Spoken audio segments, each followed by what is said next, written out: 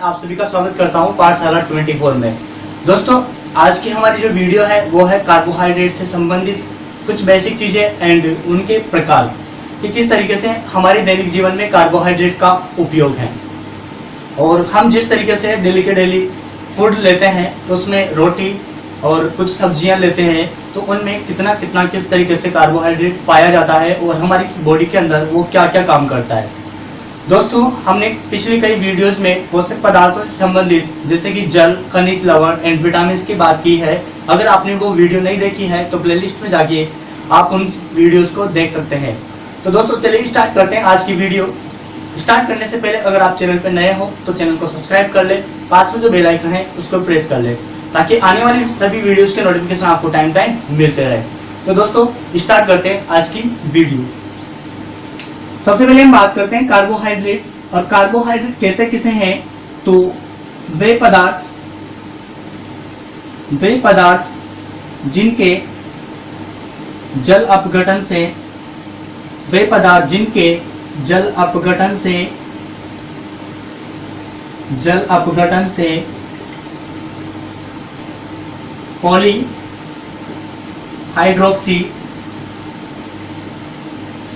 Polyhydroxy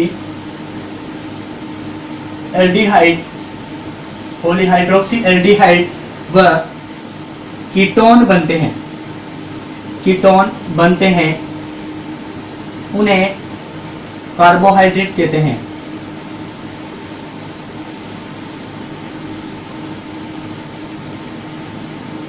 definition क्या है हमारी कि वे पदार्थ जिनके जल अपघटन से पॉलीहाइड्रोक्सी एल्डिहाइड व कीटोन बनते हैं उन्हें हम क्या कहते हैं, कार्बोहाइड्रेट कहते हैं। आगे कुछ बेसिक चीजों की बात करते हैं कि कार्बोहाइड्रेट का जो शाब्दिक अर्थ है वो क्या है। शाब्दिक अर्थ, तो शाब्दिक अर्थ की अगर हम बात करें तो शाब्दिक अर्थ होता है इसका कार्बन के हाइड्रेट।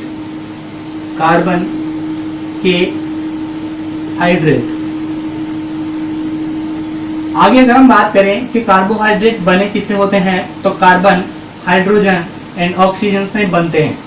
कार्बोहाइड्रेट किससे बनते हैं, कार्बन, हाइड्रोजन एंड ऑक्सीजन से। ठीक है, कार्बन का अगर इसमें अनुपात देखें हम, अनुपात अगर देखें तो कार्बन 1 और अनुपात हाइड्रोजन 2 एंड अनुपात ऑक्सीजन 1। कार्बन में मुख्यतया जो पदार्थ पाया जाता है उसका नाम है आपके पास में ग्लूकोज,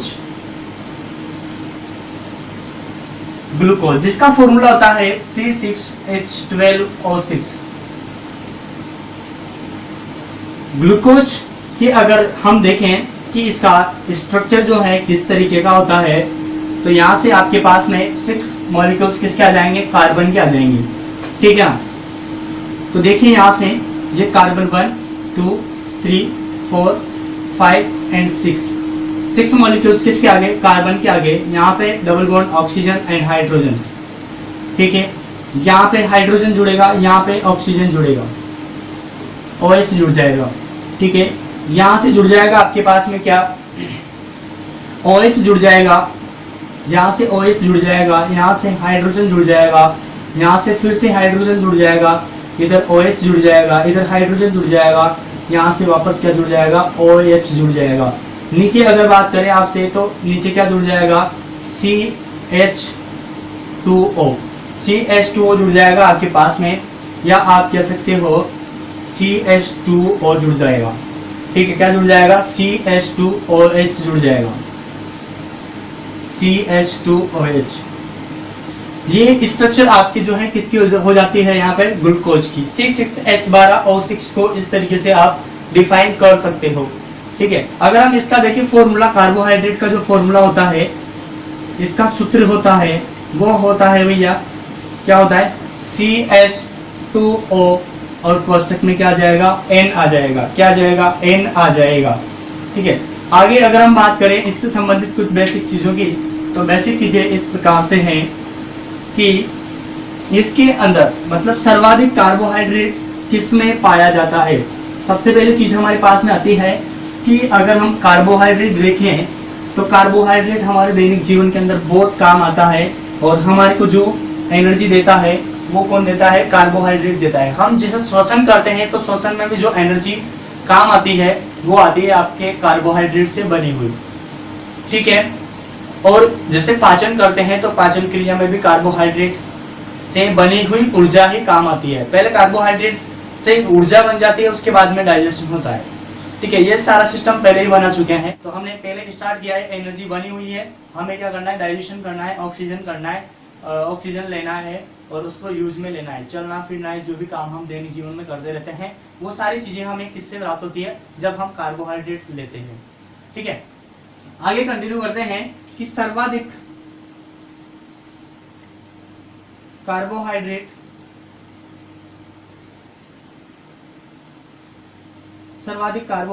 आपके चावल के अंदर पाया जाता है। वो भी कितना? 80 से 85%। 80 से 85% आपके कार्बोहाइड्रेट किस में पाया जाता है? चावल के अंदर पाया जाता है। आगे हम बात करते हैं कि 1 ग्राम, तो जब आप कार्बोहाइड्रेट लेते हो तो आपको 4.2 किलो कैलोरी एनर्जी मिलती है। कितनी मिलती है? 4.2 किलो कैलोरी एनर्जी आपको मिल जाती है। अगर बात करें मानव शरीर में जो ग्लूकोज होता है ये किससे बना होता है? आपके कार्बोहाइड्रेट से, ठीक है। कार्बोहाइड्रेट हमारी बॉडी के अंदर टूटता है और वो किस में टूटता है? मानव शरीर में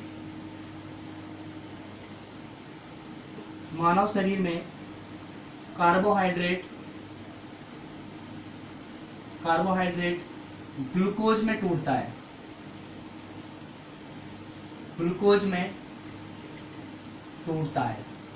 ये किस में टूटता है? ग्लूकोज में टूटता है। आगे अगर हम बात करें तो जो ग्लूकोज बना हुआ है इसको आपका लीवर, जिसको आप सामान्य भाषा में बोलते हो यकृत, जो आपका लीवर है, यकृत है, ये इसको ग्लाइकोजन में कन्वर्ट कर देता है। किस में कर देता है कन्वर्ट? ग्लाइकोजन में कन्वर्ट कर देता है। यहाँ से हम आगे देखते हैं कि आपकी बॉडी के अंदर जो यकृत होता है, इस यकृत ने क्या कर दिया? आपके जो ग्लूकोज है उसको ग्लाइकोजन में कन्वर्ट कर दिया। किस में कर दिया? ग्लूकोज को, जो हमने कार्बोहाइड्रेट से आपकी बॉडी ने क्या कर दिया? ग्लूकोज में कन्वर्ट कर दिया। और इसी ग्लूकोज को यकृत क्या करेगा? यकृत या लीवर क्या करेगा? इसको ग्लाइकोजन में कन्वर्ट कर देगा। ग्लाइकोजन में क्या कर देगा? चेंज कर देगा। अब आपके आवश्यकता से अधिक, एक तरीके से तो क्या कर देता है? यकृत आवश्यकता से अधिक ग्लूकोज बनाता है और ग्लूकोज बनाकर क्या करता है? कन्वर्ट करने के बाद में इस क्रिया को हम बोलते हैं ग्लाइकोजीनेसिस कहते हैं इस फंक्शन को, ठीक है। किस फंक्शन को? कि यकृत ग्लूकोज में कन्वर्ट कर देता है कार्बोहाइड्रेट को, फिर वापस ग्लूकोज, आवश्यकता से अधिक ग्लूकोज को ग्लाइकोजन में कन्वर्ट कर देता है। इस प्रक्रिया को ग्लाइकोजीनेसिस कहते हैं, ठीक है। अभी इसी ग्लाइकोजन को जो आपकी बॉडी के अंदर संग्रहित है, यकृत के अंदर संग्रहित है, इस ग्लाइकोजन को रक्त में ग्लूकोज की कमी होने पर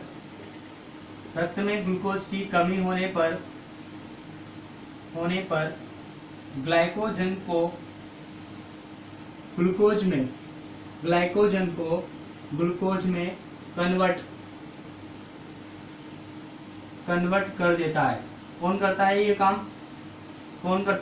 यकृत करता है। कौन करता है? यकृत कर देता है, ठीक है।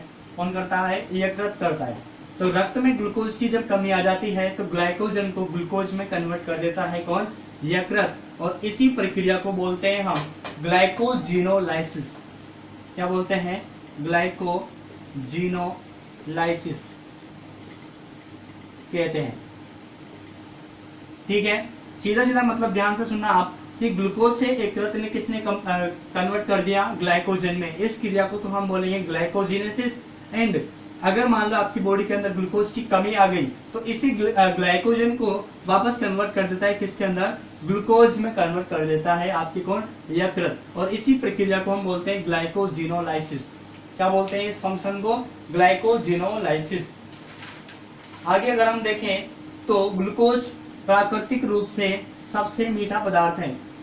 प्राकृतिक रूप से सबसे मीठा पदार्थ कह सकते हो, या आप कहोगे साइंस की भाषा में शर्करा।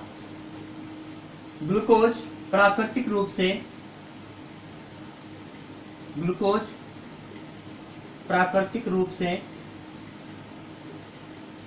सबसे मीठी शर्करा है। अगर आप बोलोगे कि कृत्रिम रूप से कौन सी है, तो यहां पे लिख देता हूं मैं, कृत्रिम रूप से सबसे मीठी शर्करा है, तो वो है आपके पास में सैकरिन। ग्लूकोज तो प्राकृतिक रूप से सबसे मीठी शर्करा है, जबकि अगर मैं आपसे बात करूं कि कृत्रिम रूप से सबसे मीठी शर्करा कौन सी है, तो वो है सैकरिन। और सैकरिन का यहाँ पे यूज देखें तो इसका उपयोग किया जाता है cold drinks, chocolate and cake बनाने में। Cold drinks, chocolate and cake बनाने में किसका यूज किया जाता है? सैकरिन का यूज किया जाता है। ठीक है, आगे देखते हैं अपन कि ग्लूकोज रक्त में सबसे अधिक, ध्यान से सुनना, ग्लूकोज रक्त में सबसे अधिक पाई जाने वाली शर्करा है। ग्लूकोज क्या है? रक्त में सबसे अधिक पाई जाने वाली शर्करा है। अगर हम बात करें कि ग्लूकोज के एक मॉलिक्यूल से कितनी एटीपी मिलती है, ग्लूकोज के वन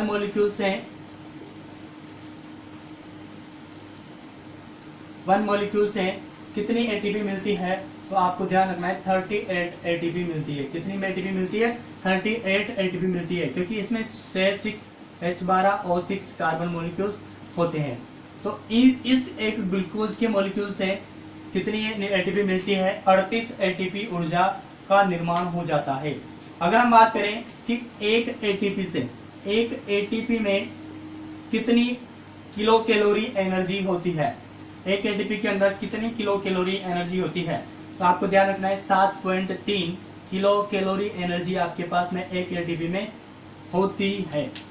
ठीक है, आगे देखते हैं अपन।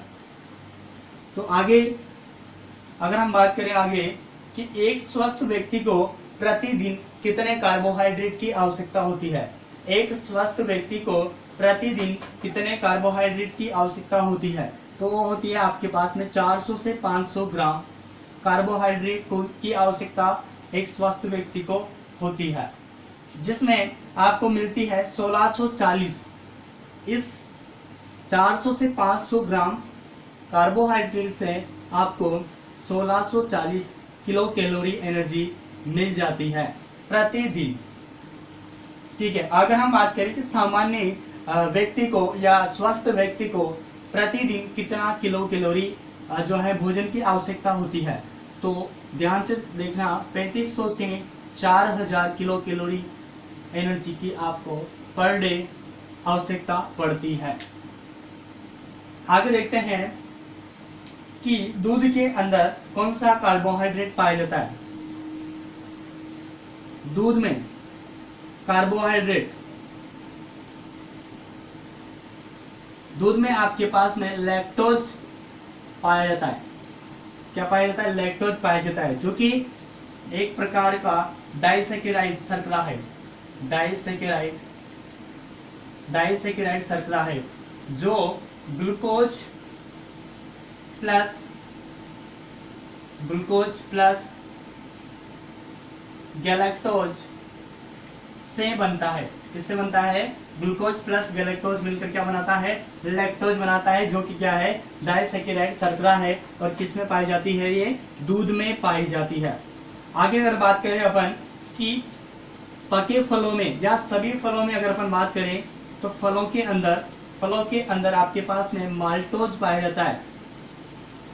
क्या पाया जाता है? माल्टोज पाया जाता है। आगे देखिए कि गन्ने के अंदर सुक्रोज पाया जाता है। क्या पाया जाता है? सुक्रोज पाया जाता है। जबकि पेड़ पौधों के अंदर सेल्यूलोज पाया जाता है। सेलुलोज व स्टार्च। ठीक है, पेड़ पौधों के अंदर क्या पाया जाता है? सेलुलोज या स्टार्च पाया जाता है। और नॉर्मल अगर अपन दूध में देखें तो गैलेक्टोज जो है एक प्रकार की, गैलेक्टोज भी दूध के अंदर पाया जाता है। अगर आपसे बोले कि गैलेक्टोज मोनोसेकेराइड है या फिर डाइसेकेराइड है, तो गैलेक्टोज मोनोसेकेराइड है एंड लैक्टोज डाइसेकेराइड है, क्योंकि इसके अंदर ग्लूकोज प्लस ग्लूकोज मतलब दो मॉलिक्यूल्स अगर मोनोसेकेराइड के मिल जाते हैं तो उसको हम बोलते हैं डाइसेकेराइड। ठीक है, आगे देखते हैं कि आगे हैं कोशिकाओं के लिए ईंधन का कार्य करता है। कोशिकाओं के लिए ईंधन का कार्य करता है, अगर आपसे पूछे तो आपको आंसर लगाना है ग्लूकोज। कोशिकाओं के लिए ईंधन का काम ग्लूकोज करता है। कौन करता है? ग्लूकोज करता है। खिलाड़ियों व मरीजों को तुरंत एनर्जेटिक बनाने के लिए या फटाफट से एनर्जी देने के लिए उनको क्या पिलाया जाता है? द्रव ग्लूकोज पिलाया जाता है। क्या पिलाया जाता है? द्रव ग्लूकोज पिलाया जाता है। तो ध्यान रखिएगा आप ये बात। आगे देखते हैं कि रासायनिक रूप से कार्बोहाइड्रेट पॉलीहाइड्रोक्सी या पॉलीहाइड्रोक्सी एल्डिहाइड या पॉलीहाइड्रोक्सी कीटोन होते हैं। रासायनिक रूप से कार्बोहाइड्रेट क्या होते हैं? पॉलीहाइड्रोक्सी एल्डिहाइड व पॉलीहाइड्रोक्सी कीटोन होते हैं। ध्यान रखिएगा इस बात को। आगे देखते हैं कार्बोहाइड्रेट के प्रकार। देखिए दोस्तों, दो प्रकार से आप कार्बोहाइड्रेट को वर्गीकृत कर सकते हो। कितने प्रकार से? दो प्रकार से। कार्बोहाइड्रेट के प्रकार, सबसे पहली चीज है आपके पास में आती है, वो आती है कि भौतिक गुणों के आधार पर, भौतिक गुणों के आधार पर। इसमें पहला आता है शर्करा और दूसरा आता है आपके पास में अशर्करा। कोई नहीं बताएगा इस चीज को। ठीक है, तो देखो यहाँ पे शर्करा अगर देखें हम तो ये स्वाद में मीठी होती है और जल में अविलेय होती है। सॉरी, जल में विलय होती है। स्वाद में मीठी, जल में विलय, ठोस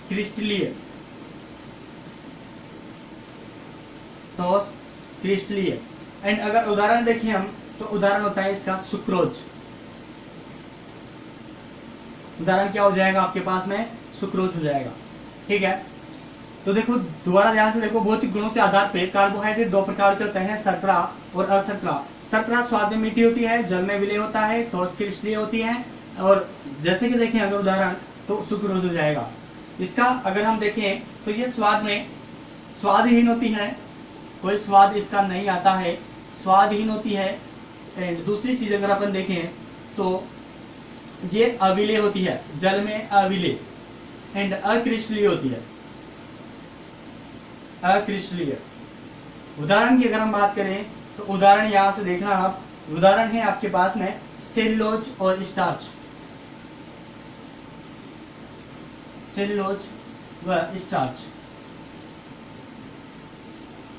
ठीक है, शर्करा और अशर्करा किसके आधार पे? भौतिक गुणों के आधार पे। अब हम देखते हैं दूसरा टाइप कौन सा है, वो है जल अपघटन के आधार पे। जल अपघटन के आधार पे कार्बोहाइड्रेट तीन प्रकार के होते हैं। कितने प्रकार के होते हैं? जल अपघटन के आधार पे, जल अपघटन के आधार पर, जल अपघटन के आधार पे पहला आता है आपके पास में मोनोसेकेराइड।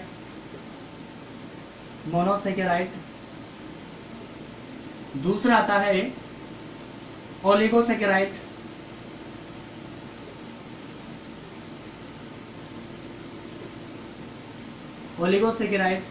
इसी को हम डाइसेकेराइड भी बोल देते हैं, डाइसेकेराइड। एंड थर्ड आता है आपके पास में पॉलीसेकेराइड।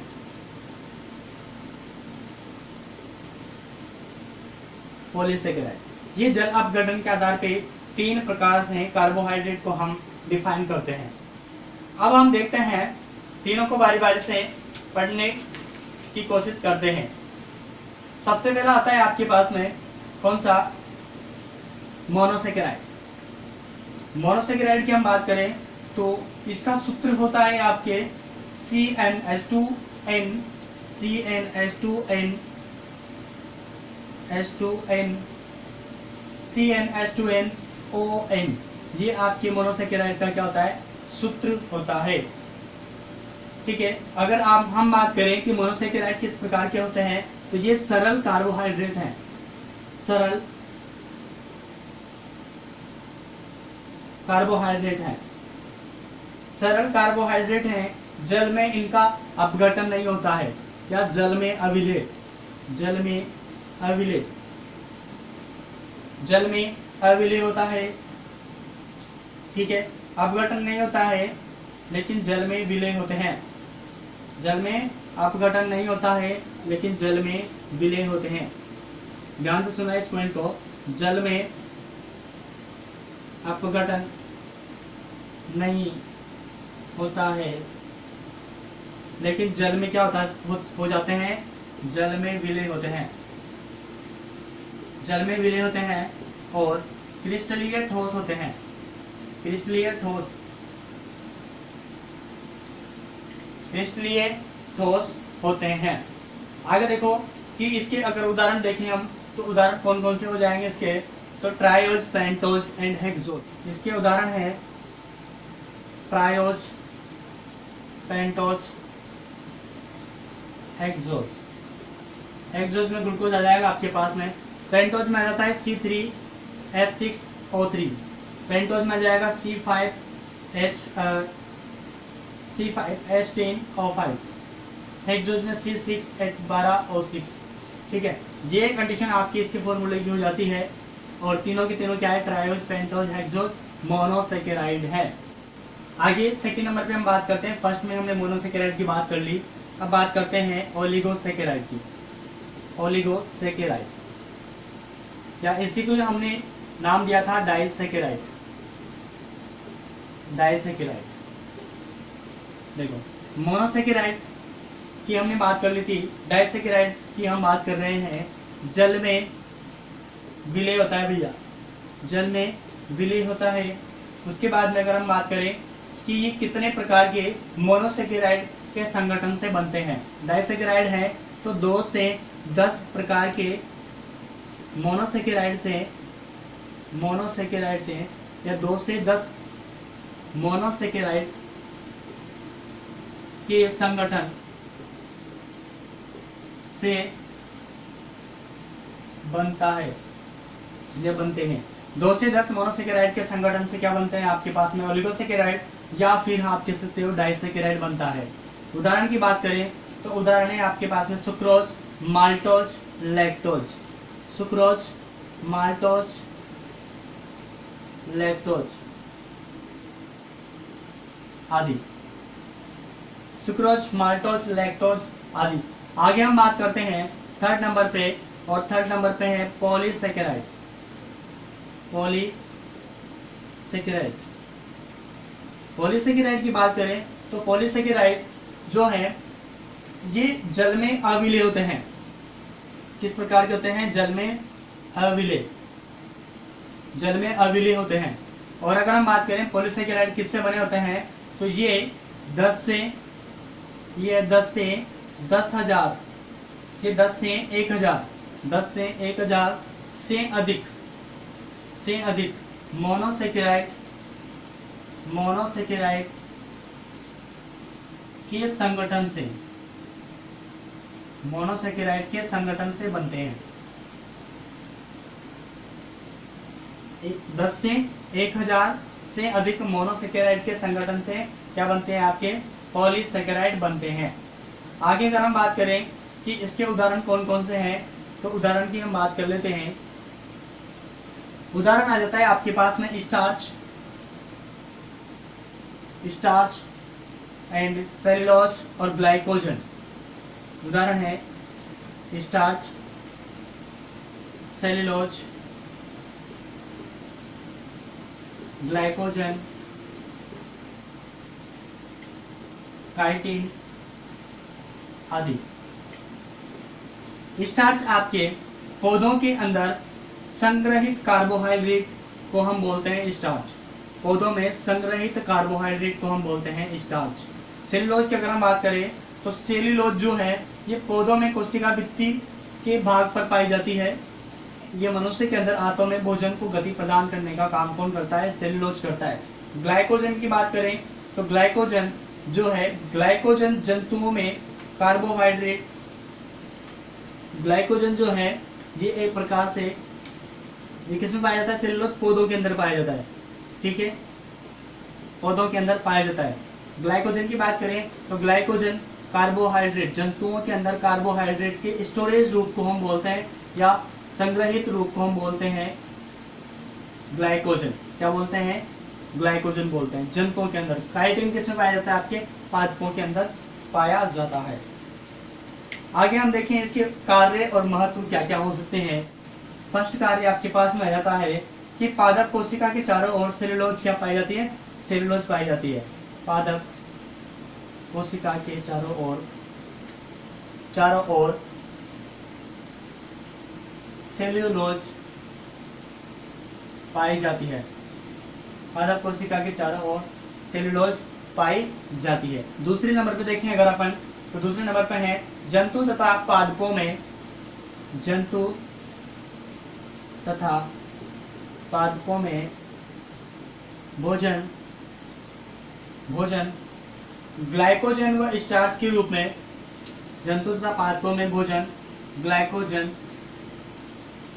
तथा स्टार्च के रूप में संग्रहित होता है। जंतु तथा पादपों में भोजन ग्लाइकोजन तथा स्टार्च के रूप में संग्रहित होता है। तीसरे नंबर पे बात करें अगर अपन कार्य की, यहां लिख देते हैं कार्य व महत्व। तीसरे नंबर बात करें आरएनए और डीएनए का प्रमुख घटक कौन है? कार्बोहाइड्रेट है। डीएनए व आरएनए का प्रमुख घटक है। चौथे नंबर पे बात करें तो चौथे नंबर पे है ग्लूकोज प्रोटीन संश्लेषण के लिए एमिनो एसिड को सुरक्षित रखता है। ग्लूकोज प्रोटीन संश्लेषण के लिए अमीनो अम्ल, एमिनो एसिड को संग्रहित रखता है। पांचवें नंबर पर बात करें कार्य महत्व की, हिपेरिन रक्तवाहिकाओं के अंदर, हिपेरिन रक्तवाहिकाओं के अंदर रक्त का थक्का बनने से रोकता है। रक्त का थक्का बनने से रोकता है। और हिपेरिन किसके अंदर पाया जाता है? ये भी आपके कार्बोहाइड्रेट के अंदर पाया जाता है। नेक्स्ट बात करते हैं आपके कि रक्त में उपस्थित जो एंटीजन है, 6 नंबर पे कार्य क्या होगा इसका? रक्त में उपस्थित एंटीजन ए व एंटीजन बी तथा आरएस कारक, आरएस फैक्टर। 6 नंबर पे हम बात करते हैं रक्त में उपस्थित एंटीजन ए व बी तथा आरएच कारक जो जंतुओं को प्रतिरोधक प्रदान करता है, प्रतिरोधकता प्रदान करता है। रक्त में उपस्थित एंटीजन ए व बी तथा आरएच कारक जो जंतुओं को प्रतिरोधकता प्रदान करता है, ये ग्लाइकोप्रोटीन होते हैं। ये क्या होते हैं? एक प्रकार के ग्लाइकोप्रोटीन होते हैं जो प्रतिरक्षा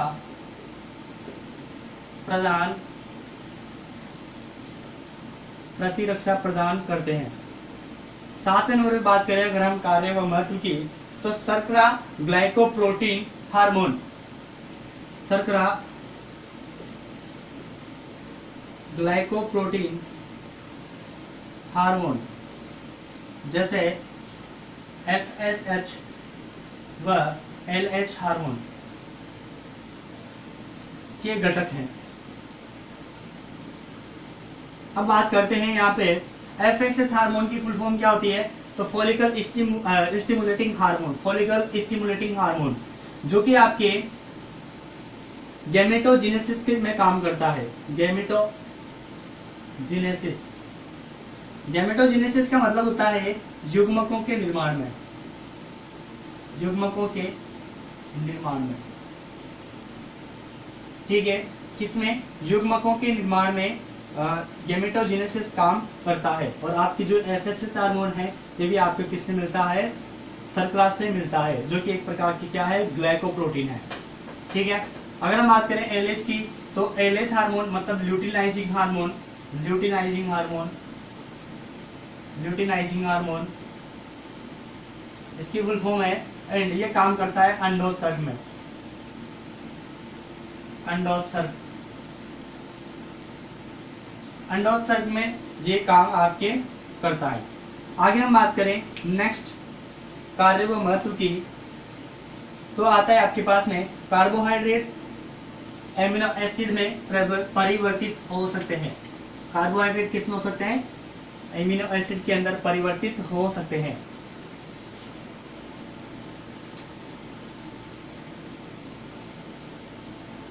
कार्बोहाइड्रेट एमिनो एसिड में परिवर्तित हो सकते हैं, कार्बोहाइड्रेट एमिनो एसिड में परिवर्तित हो सकते हैं। नेक्स्ट लास्ट कार्य व महत्व की बात करें तो सेलुलोज नाइट्रेट विस्फोटक के रूप में काम करता है। सेलुलोज नाइट्रेट विस्फोटक के रूप में काम करता है। सेलुलोज किसके रूप में काम करता है, नाइट्रोजन या नाइट्रेट विस्फोटक के रूप में काम करता है। दो चीजें यहाँ पे आपके पास में हमने बताई थी कि कार्बोहाइड्रेट एक प्रकार के पॉलीहाइड्रोक्सी एल्डिहाइड व पॉलीहाइड्रोक्सी कीटोन होते हैं, ठीक है, या बनते हैं, तो उन्हें हम बोलते हैं कार्बोहाइड्रेट। बनाते हैं जल अपघटन से, तो उनको हम बोलते हैं कार्बोहाइड्रेट।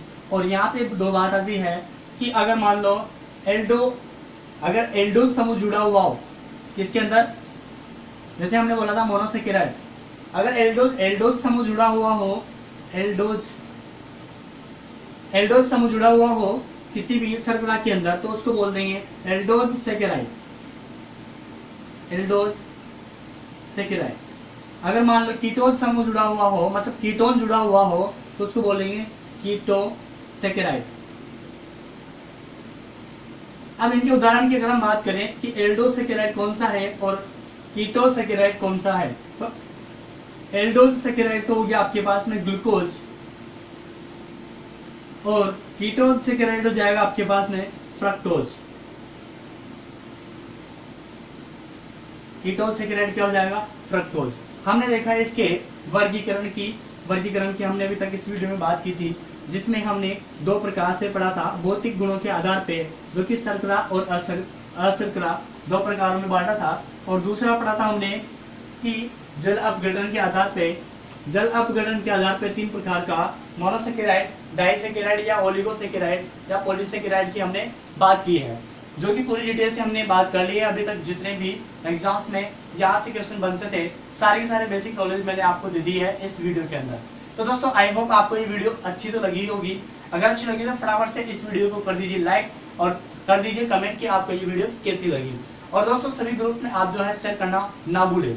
दोस्तों अगर आपने अभी तक चैनल को सब्सक्राइब नहीं कर रखा है तो चैनल को सब्सक्राइब कर ले और पास में बेल आइकन है उसको भी प्रेस कर ले, ताकि आने वाली सभी वीडियोस के नोटिफिकेशन आपको टाइम मिलते रहे। तो दोस्तों आने वाली वीडियोस में हम बात करेंगे प्रोटीन की और कई सारे टॉपिक्स की बात करने वाले हैं। तो दोस्तों आज के लिए इतना ही, बाकी नेक्स्ट वीडियो में फिर अपन बात करेंगे नई चीज की। तब तक के लिए जय हिंद, जय भारत, वंदे मातरम।